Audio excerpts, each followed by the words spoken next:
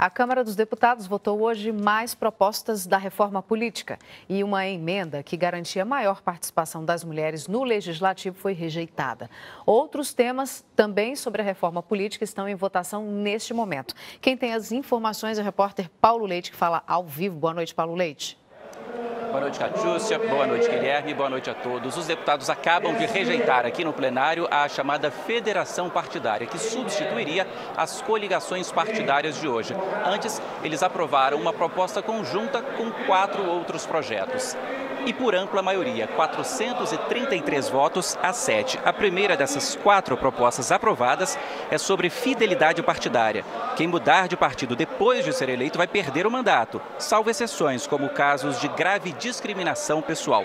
A segunda proposta aprovada é sobre projetos de iniciativa popular, que poderiam agora ser apresentados com 500 mil assinaturas, e não mais como é hoje, com 1.300.000 assinaturas. Os deputados também aprovaram um registro de votação, uma espécie de recibo que seria tirado da urna eletrônica, mas o eleitor não ficaria com esse recibo. O recibo ficaria lá lacrado. E, por último, fica proibida a reeleição imediata para cargos de mesa diretora.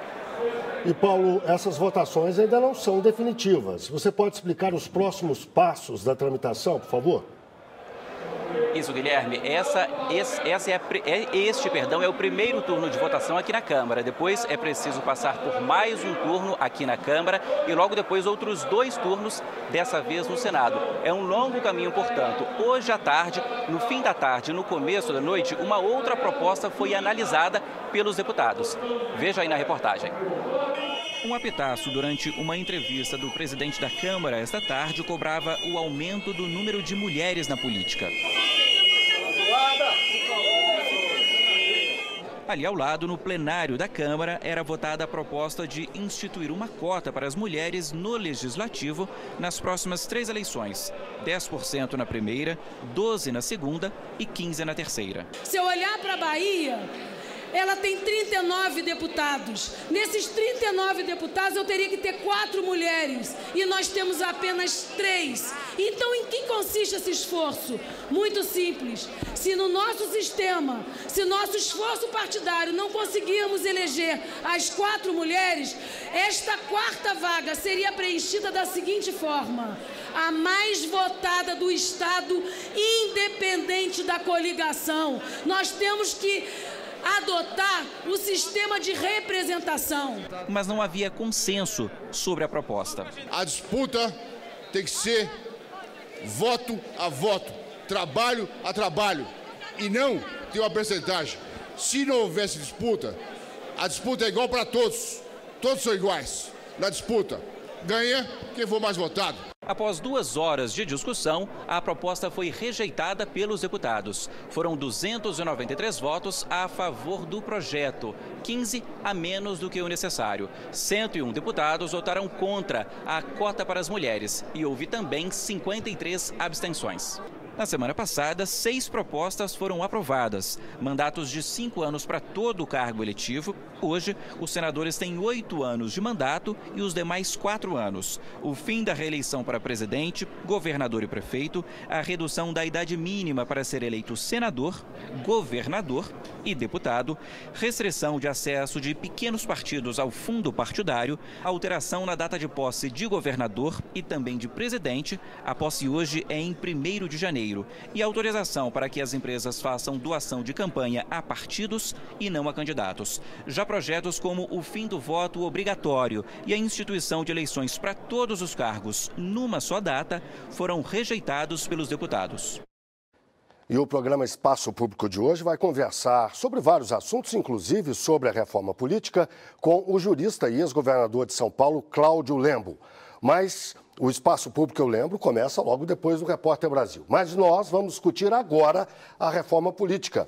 E para isso convidamos Carla Bueno, da Direção Nacional da Organização Consulta Popular, e também Carlos Moura, secretário executivo da Comissão Brasileira Justiça e Paz, ligada à CNBB. Boa noite aos dois, obrigado por terem vindo. Boa noite. Boa noite. Eu quero começar com a Carla.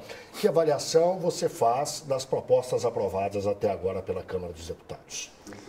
Olha, Guilherme, para nós, os movimentos sociais, que inclusive participamos da campanha por uma constituinte exclusiva, nossa opinião é que essa reforma ela é uma contra-reforma política, porque o que ela fez de mais grave foi constitucionalizar a contribuição empresarial para os partidos políticos poderem disputar as eleições. Vocês propunham que o financiamento fosse público? Sim, a gente propunha que o financiamento fosse público porque, na nossa opinião, as empresas com isso vão ter poder de demandar os candidatos para os seus interesses comerciais, lucrativos. Como fazem hoje muitas vezes. Como fazem hoje, e é o grande motivo da corrupção no Brasil hoje, né? Então, para combater a corrupção, não adianta mudar o presidente apenas. É necessário que a gente faça uma ampla reforma política profunda sem os interesses das empresas do poder privado como um todo. Carlos, você diria que a questão do financiamento foi a mais importante, como parece ser o que acredita a Carla? Eu concordo com a Carla, porque se todo o poder emana do povo e está na Constituição, o poder não pode emanar das empresas que financiam a maioria dos parlamentares.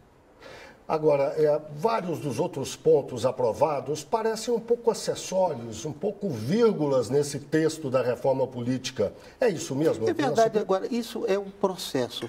Agora, hoje é um dia para estarmos mais entristecidos, né? Porque a Câmara acaba de rejeitar a proposta que possibilitava uma participação maior das mulheres no parlamento. Então, mais um motivo para que nós, sociedade civil, né, estejamos nas ruas, no parlamento, tentando convencer os parlamentares para que façam uma reforma política que realmente atenda aos anseios da sociedade. Mas ainda dá tempo para isso? Eu pergunto aos dois, quero começar com a Carla. Ainda dá tempo para isso? Porque a reforma, um bocado andou aí na Câmara. Dá tempo de reverter as eventuais derrotas dos movimentos populares lá no Senado? Essa é a nossa luta.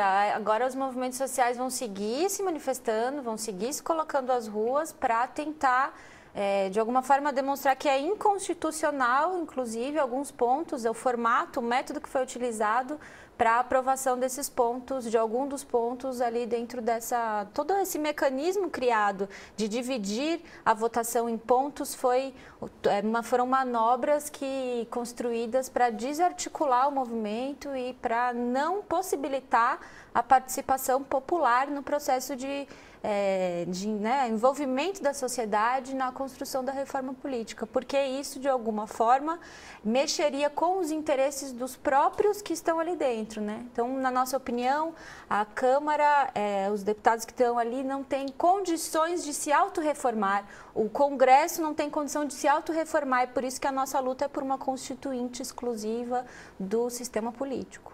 Carlos, você pode elencar os pontos que você julga prioritários, que vocês trabalhariam para tentar reverter, no caso, lá no Senado? Nós, da Coalizão por uma Reforma Política Democrática e Eleições Limpas, temos uma proposta de iniciativa popular que está nas ruas coletando assinaturas. Nós já entregamos à Câmara dos Deputados 750 mil assinaturas. São necessárias 1.300.000, quase 1.400.000. E nós temos 4 pontos principais da nossa proposta. A participação das mulheres, né? O impedimento de que empresas financiem campanhas, a democratização com a representação direta, ou seja, plebiscito, referendo, iniciativa popular, e uma participação dos setores que nós chamamos de subrepresentados, né? Negros, indígenas e também as mulheres.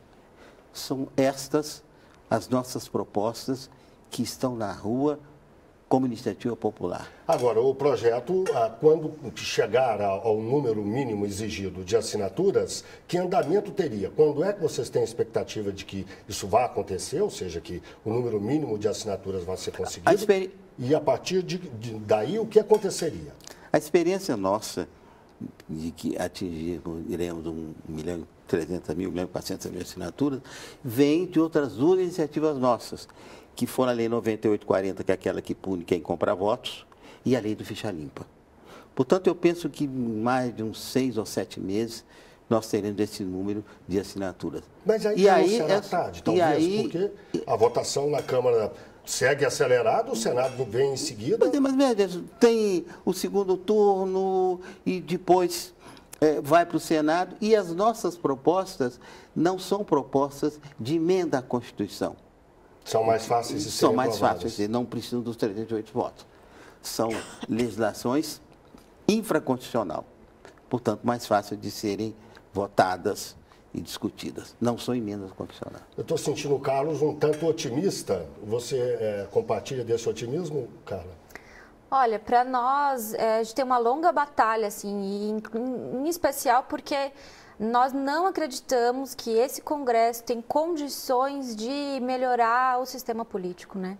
Então, a batalha é longa, né? Não iniciou agora, a gente já fez o plebiscito, já coletamos a assinatura junto com a campanha da coalizão e esse processo foi longo, nós já estamos há 2 anos de campanha e seguimos nessa campanha e acreditamos que só teremos uma reforma política profunda, alcançando os pontos são os mesmos, né?